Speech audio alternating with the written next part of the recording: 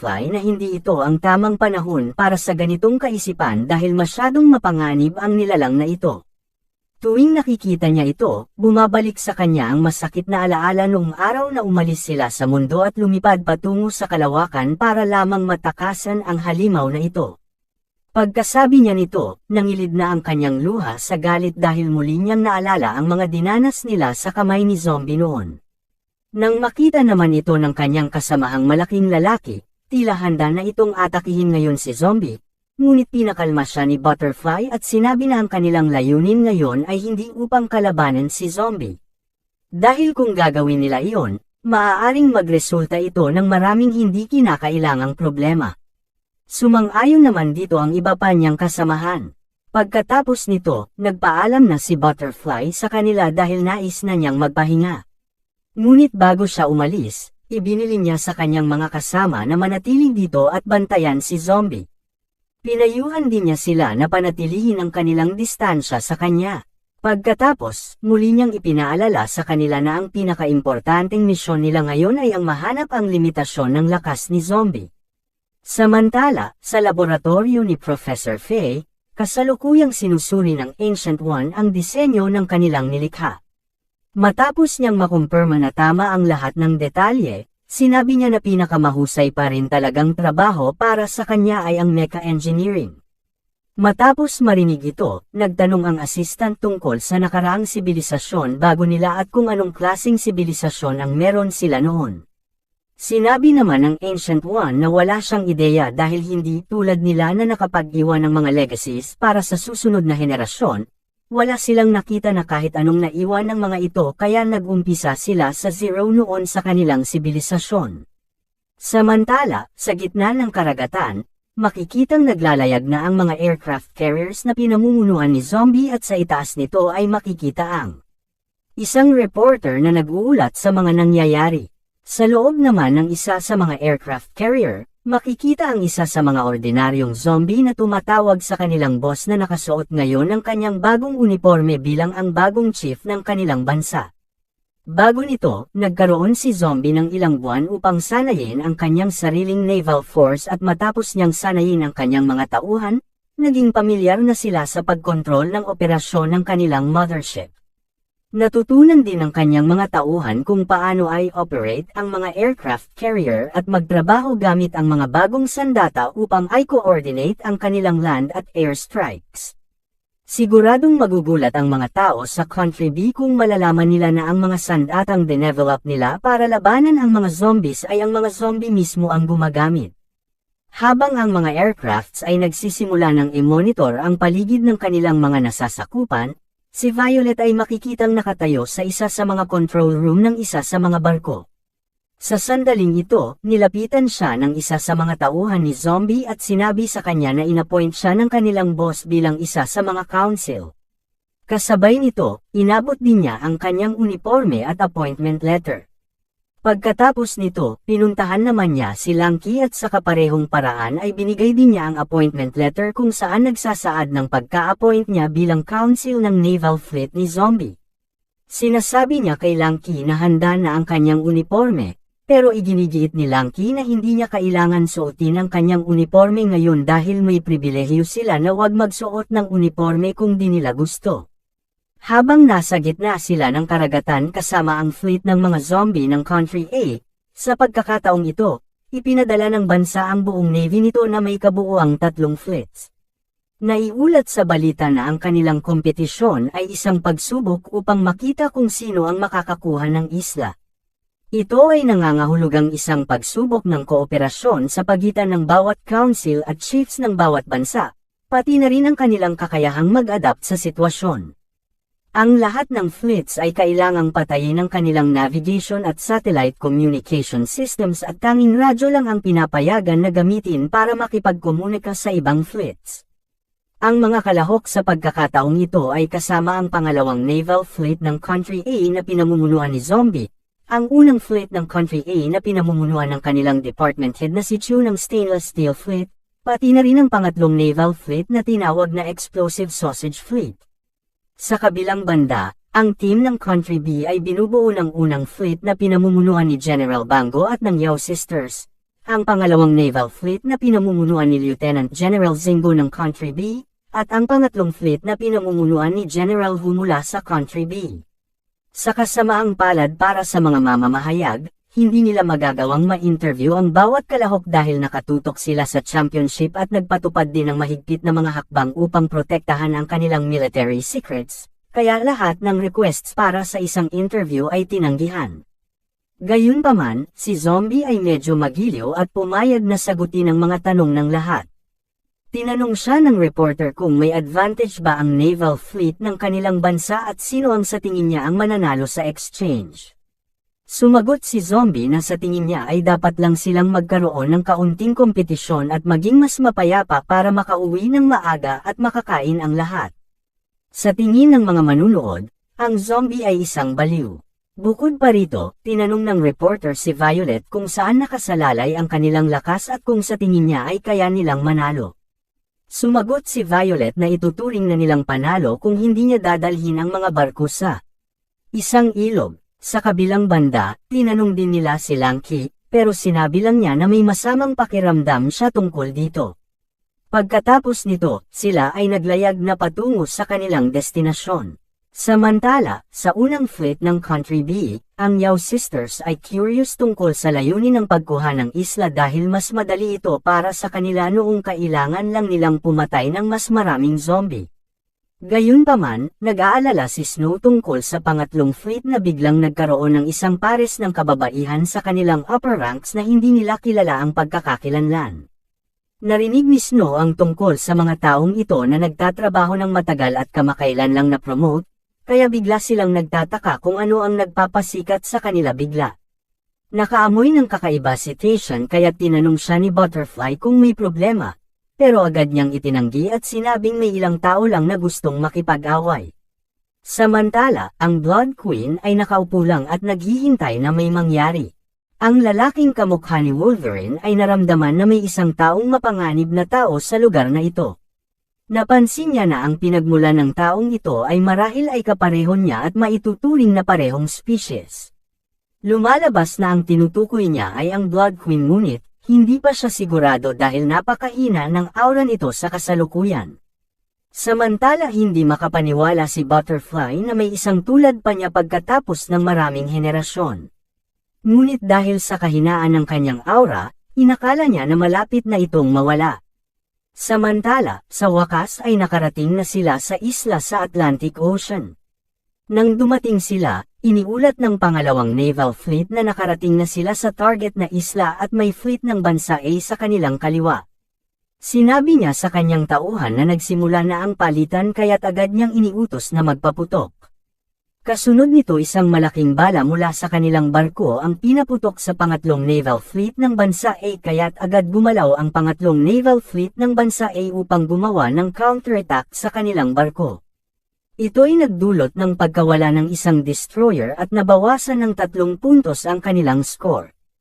Ang unang naval fleet ng bansa A ay sobrang nagulat na nagsimula na silang maglaban ngunit curious kung bakit hindi lumalaban ang kanilang pangatlong naval fleet.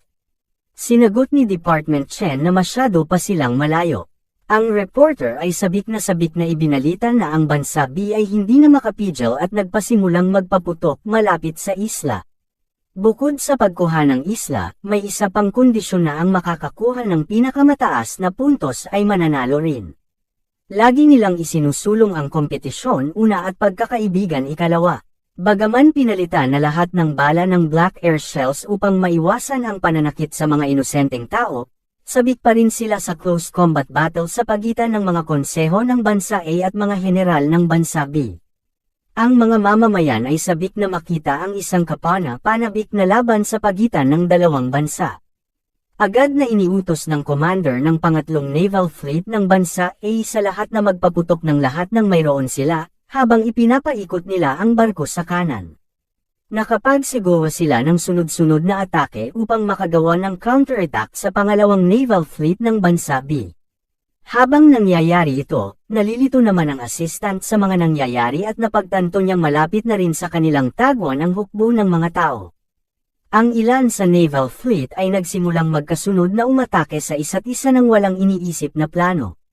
Sa kabilang barko, iniisip ng hepe na kung dapat nilang tulungan ang kanilang kaalyado dahil kung magpapatuloy ito, matatalo ang fleet ng Department Head Sausage. Ngunit sinabi ni Head Department Chen na walang dapat ipag-alala dahil hindi pa tapos ang laban. Pinapayuhan niyang hayaang maglaban ang mga ito at mag-focus sa pagkuha sa isla dahil magkakamit ito ng 40 puntos para sa sinumang makakarating sa isla na una. Samantala nang sumilip ang assistant sa labas, nabigla siya nang makita ang mga sundalong tao na nasa paligid ng kanilang kinaroroonan. Ang karagatan ay napuno ng pagsabog dahil sa sunod-sunod na atake ng mga barko ng naval fleet ng dalawang bansa. Sa kasamaang palad, ang fleet ng Head Department Sausage ay halos maubusan na ng bala kaya't bigla siyang tumalon mula sa barko. Ito'y nagdulot ng kalituhan sa kanilang kalaban kung ano ang kanyang ginagawa. Bigla siyang naghubad ng kanyang uniforme at biglang nagpalaki ng kanyang mga muscles at ginamit niya ang kanyang essence ng sausage muscle body. Ang lahat mula sa pangalawang naval fleet ng bansa B ay sobrang nagulat sa nakakahiyang ginagawa nito.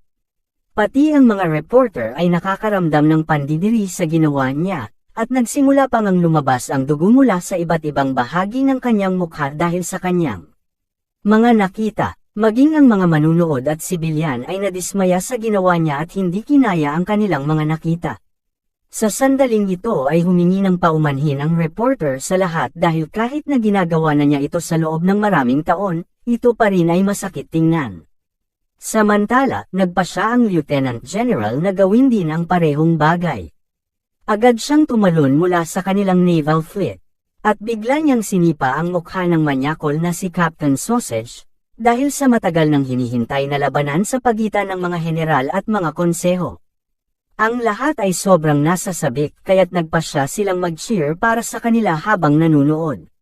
Samantala ang hepe ay nagulat nang may nakita sa kanilang kaliwa. Lumalabas na nandoon din sina Rain at Snow at tila napansin nila ang isang bagay. Agad na napagtanto ni Snow na plano ng unang naval fleet ng bansa A na nakawin ang goal na isla dahil sinumang makarating sa isla ng una ay makakakuha ng 40 puntos. Sinabi ng hepe at ni Rain ang parehong bagay na magpapadala sila ng mga tao upang pigilan ang isa't isa ngunit alam din ng parehong pinuno na wala na silang magagawa dahil masyado ng maraming barko at hindi nila lahat mapipigilan ang mga ito. Kaya dahil dito ay nagpasya silang mag-full speed patungo sa isla. Samantala, sa isla, agad na tumakbo ang assistant patungo kay Professor Fei upang balaan siya tungkol sa hukbo ng mga tao na papunta sa kanilang direksyon. Nagulat naman siya sa ibinalita niyang ito kaya napaisip siya kung ano ang nagdulot nito. Agad na kinuha ni Professor Fei ang kanyang binoculars upang tingnan kung ano talaga ang nangyayari sa labas. Nakita niyang may dalawang battleship na naglalayag papunta sa isla kung saan sila nagtatago. Ang mga hepe ay determinadong manalo sa kanilang karera kaya't pinatakbo nila ang kanilang barko sa pinakamataas na bilis. Pati ang kambal na magkapatid ay determinadong manalo sa karera at ginagawa ang lahat ng kanilang makakaya upang manalo. Ngunit nagalit din si Professor Fei nang makita niyang malapit na sila. Inakala naman ng assistant na maaaring nadiskubre na sila ngunit alam ni Professor Fei na imposibleng mangyari iyon dahil pinili niya ang islang ito dahil ito ang pinakaligtas na lugar at wala sa teritoryo ng bansa A o B. Ang lugar ng isla ay ilang daang square meters lamang kaya't nalilito rin siya kung sinong nasa tamang isip ang gugustuhing magkaroon ng ganitong lugar. Ilang buwan na ang nakalipas sa opisina ng Pangulo, ang Pangulo ng Bansa A at punong ministro ng Bansa B ay pinag-uusapan ang lokasyon kung saan dapat ganapin ang palitan. Ayaw ng Pangulo ng Bansa A na gawin ito sa kanyang teritoryo dahil ang nakaraang palitan ay nag-iwan sa kanya ng malaking gulo upang linisin kaya't hindi niya ito nais maulit. Ayaw din ng punong ministro na mangyari ito sa kanyang teritoryo. Kaya pinili nila ang isang maliit na isla na wala sa teritoryo ng alinman sa kanila dahil nahati na nila ang lahat ng lupain sa mundo. Ang isla na ito ang nag-iisang walang may-ari kaya't tumaya sila na sinumang manalo sa pagkakataong ito ay makakakuha ng pag-aari sa isla. Samantala, sobrang galit si Professor Fei dahil maaaring masira ang kanyang plano. Dahil dito agad niyang tinanong ang Ancient One kung tapos na ba siya sa kanilang proyekto. Sa kasamaang palad, kailangan pa ng Ancient One nanogram oras dahil inaayos pa niya ang programa. Kailangan pa rin niyang mag-install ng braso sa kabilang panig ng zombie. Samantala ipinakita ng reporter ang karera sa pagitan ng naval fleet ng bansa A at B. Ang fleet ng dakilang general mula sa bansa B ay sa wakas dumating na sa eksena. Iniisip ng lahat na isang mahusay na palabas ang magaganap. Ngunit napansin ng reporter na nawawala ang pangalawang fleet ng bansa A. Samantala sa lokasyon ng pangalawang fleet ng bansa A, sobrang nilalamig at nalilito si Violet kung nasaan na sila. Pati si Lanky ay nalilito kung saan talaga sila patungo. Habang nagpapainit sa apoy sinabi ni Dawn na marahil ay nasa North Pole o South Pole sila. At sinabi din niya na sinabi na niya kanina na huwag hayaang magmaneho ng barko ang mga zombie. Sa sandali ding ito ay napagtanto ni Zombie na sila'y tuluyan ng naligaw. Kasunod nito ay biglang bumangga sila sa isang malaking iceberg. Natambas si Violet dahil sa epekto nito. Ngunit napansin ni Lanky ang isang penguin sa lugar na ito kaya't agad niyang tinawag si Zombie upang tanungin kung saan niya sila dinala. Nagulat si Zombie dahil lumalabas na sila ay nasa kabaligtarang lugar kung saan nagaganap ang palitan. Galit na galit sina Violet at Lanky dahil sa maling direksyon ang kanilang tinungo sa halip na makarating sa lugar ng palitan. Pinagsasabihan nila si Zombie dahil hindi marunong gumamit ng satellite mapping o kahit na compass. Hindi alam ni Violet ang gagawin kaya't naisipan ni Zombie na magtanong kung bakit hindi na lang sila sumuko sa kompetisyon na ikinagulat ni Violet. Samantala, sa eksena ng palitan, ang lahat ay nakikilahok at nakikipaglaban. Ang mga reporter ay sobrang sabik habang iniulat ang pangyayari. Ang komandante ng pangalawang naval fleet na si Zing ay nakikipaglaban-laban sa fleet ni Commander Sausage. Gayunpaman, napansin niyang may papalapit sa kanya. Lumalabas na ang general ng fleet ni Sausage ay direktang tumalon patungo sa kanya habang nagpapakita ng kakaibang posisyon, na tila ba ginagamit ang kanyang secret weapon. Nagulat siya nang makita ang general na nakapose sa kakaibang posisyon sa harap niya nang walang kahit isang saplot at sa kung ano ang nakatutok sa kanya. Habang nangyayari ang lahat ng ito ay papalapit na ang mga naval ship sa isla. Naiinis naman na si Professor Faye dahil maaari nilang sirain ang kanyang mga plano. Ang lahat ay abalang-abala sa pagsisikap na makuha ang first place. Samantala, ang unang fleet ng bansa A at ang unang fleet ng bansa B ay ginagawa ang lahat upang manalo ng 40 puntos sa kompetisyon. Sa kabilang banda, nagpanik si Faye nang makita ang mga sundalong papalapit sa kanila.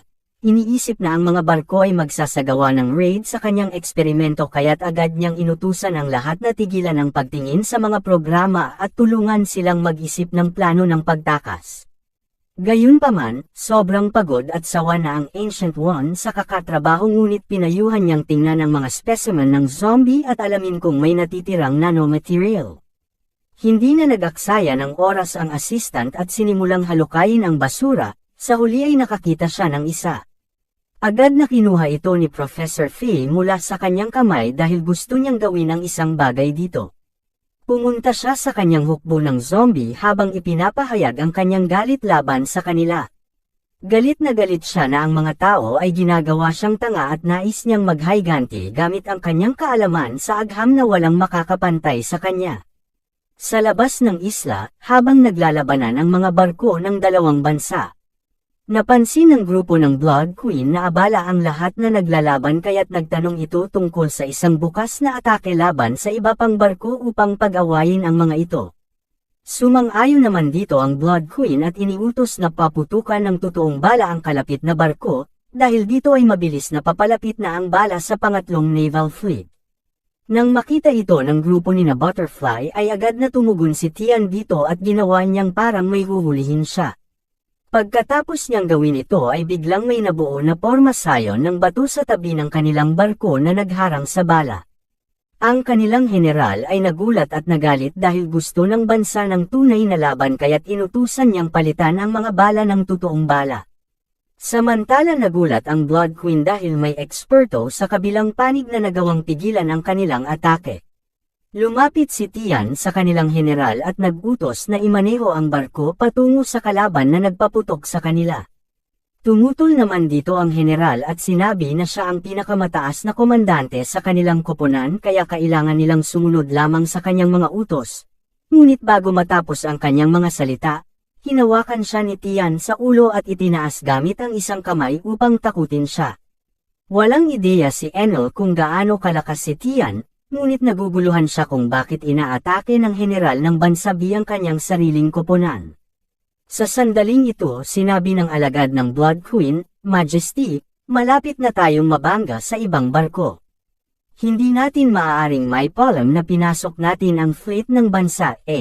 Sa kabilang panig ay iritado naman si Tian habang hawak ang general. Ngunit parehong determinadong makipagbanggaan ang dalawang koponan sa isa't isa. Sinabi ng reporter na nagiging anxious na ang parehong panig habang nagsisimula silang gumawa ng malalaking hakbang. Tumanggi ang pangatlong fleet ng parehong bansa na matalo. Samantala habang nagiging mainit na ang laban ng dalawang panig, kasalukuyan namang nag-e-enjoy sa pangingisda si Zombie at isa niyang kasama. Ngayon, papalapit na ang parehong koponan sa isa't isa. Nagpanik sila habang papalapit ang kanilang mga naval fleet. Agad kumilos ang Blood Queen at si Tian. Inatake niya ito ngunit ginamit ni Tian ang kanyang paa upang tumalon sa kanya. Habang nasa ere siya, naging curious siya dahil wala siyang ideya kung ano ang gagawin ni Tian. Ngunit biglang lumapag si Tian sa barko at dahil sa kanyang lakas, nagawang mag-vertical na tumayo ng kanilang barko. Nagulat sila sa kanyang lakas dahil wala silang ideya kung sino siya. Natuwa ang reporter nang makita ang kanilang labanan na nagiging mas intense. Ang isa sa mga barko ay direktang bumaligtad sa isang atake ng kabilang panig. Ang kanilang banggaan ay nagdulot ng malaking whirlpool sa dagat habang nagpapalitan sila ng malalakas na atake. Agad na gumawa ng malaking pormasayon ng bato si Tian upang kontrahin ang Blood Queen. Pagkatapos, ginawa ni Tian ang isang clap na nagdulot ng mga bato upang mahuli ang Blood Queen. Sa kabutihang palad, nagawa niyang protektahan ang sarili mula sa nalalapit na atake. Namangha ang lahat sa kanilang lakas kahit na hindi pa sila nakakaabot sa ranggo ng general. Hindi makapaniwala ang mga manunood sa kanilang malalakas na atake na nagbabanggaan. Gayunpaman, tiningnan ng reporter ang listahan ng mga kalahok ngunit walang record ng Blood Queen mula sa bansa A. Samantala, biglang tumawid ang pangalawang naval fleet ng bansa A sa fleet ni Snow. Ngunit kasabay nito ay napansin ng hepe na may kakaiba sa isla kaya't sinuri ito ng head ng departamento gamit ang kanyang binoculars. Nakakita siya ng malaking grupo ng mga nilalang na parang zombie sa loob ng isla. Ito ay ikinabahala ng department head nang makita ang mga kakaibang nilalang na ito. Lumalabas na si Professor Fei ang nasa likod ng mga nilikha na ito at nais niyang ipakita kung gaano siya kalakas. Nagtaka sila tungkol dito ngunit ang tanging alam nila ay hindi ito bahagi ng seremonya ng palitan kaya't pinayuhan ng head ng departamento na iatras ang kanilang mga barko dahil nakakaramdam siya ng kakaiba tungkol dito. Sa kabilang panig, napansin ni Snow at Rain na bumabagal ang barko ng bansa A ngunit hindi nila ito pinansin. Sa sandaling ito ang mga halimaw ay nagsimulang magdala ng malaking bato at biglang itinapon sa barko ni Snow. Agad na tinamaan ng bato ang barko ni Snow at Rain at nagulat sila nang makita na sumabog ito. Ang grupo naman mula sa Country A ay hindi makapaniwala na sumabog ang barko ng kalaban dahil sigurado silang hindi ganito kalala ang seremonya. Samantala pinagmamasdan lamang ni Professor Fei mula sa malayo ang naging resulta ng atake ng kanyang mga nilikha. Nagulat din ang reporter nang makita na ang mothership ng bansa B na biglang sumabog. Determinado naman si Professor Fei na patayin ang lahat ng gustong hamarang sa kanyang daan. Samantala, sa opisina ng Prime Minister ng bansa B, nakikipag-usap siya sa Pangulo ng bansa A at tinanong kung siya ang naghanda ng ganitong event. Sumagot naman ito, paano mangyayari yun? Wala akong ganong teknolohiya. Bukod pa rito, ikaw ang pumili ng lokasyon. Kaya't tinawag ng head ng departamento ang lahat upang maghanda ng counterattack dahil natanto nilang may tunay na mga kaaway sa isla. Sa kabilang banda, si Zombie at isa sa kanyang mga general ay nag-e-enjoy sa kanilang pangingisda. Tinanong niya kung saan napunta sina Violet at Lanky, ngunit sumagot ang isa pang zombie, "Hindi ko alam. Nandito lang sila kanina." Sa gitna ng malawak na karagatan, sina Lanky at Violet ay nasa loob ng barko patungo sa lugar ng palitan. Sobrang galit si Violet dahil naligaw sila sa isa sa mga kaganapan na pinakapinaghandaan niya, dahil plano niyang talunin ang magkapatid na kambal, ngunit dinala sila ni Zombie sa South Pole. Gayunpaman, sinabi ng kapitan ng kanilang barko na malapit nang maubos ang gasolina ng kanilang mga barko. Pinagalitan siya ni Violet at inutusan siyang maghanap ng solusyon, kahit magsagwan sila papunta sa kompetisyon. Pagkatapos mag-isip ng solusyon, nagsimula silang magbilang mula 1 hanggang 4. Lumalabas na ang naisip nilang ideya ay magsagwan ang buong naval fleet patungo sa lugar ng palitan. Lahat ng mga zombie ay nagkaisa upang maglayag sa karagatan kahit nawalan ng gasolina ang barko. Sa kasalukuyan, natapos na ng Ancient One ang programang ginawa niya. Pagod na pagod sila at gustong huwag magkamali dahil nasa panganib na sila, ngunit tiwala ang Ancient One na hindi siya tanga at na-eject na niya ang subject sa karagatan. Samantala, sa West Bay Guam Island ng Bansa B, may eroplano na naghihintay para sa isang tao. Lumalabas na sina Aggie at Oshaw ay nagtataka kung bakit sila kinuhang magtrabaho, ngunit napansin nila ang isang bagay mula sa malayo na tulad ng isang kapsula. May kakaibang bagay sa loob nito na tila nagigising, kasunod nito ay hinawakan ng nilalang ang gap ng kapsula at gamit ang effortless force, nagawa niyang buksan ito. Nagulat naman sina Aggie at Oshaw nang may biglang may sumilip mula sa kapsula. Isang kakaibang nilalang ang sumilip sa loob nito na may makapangyarihang aura.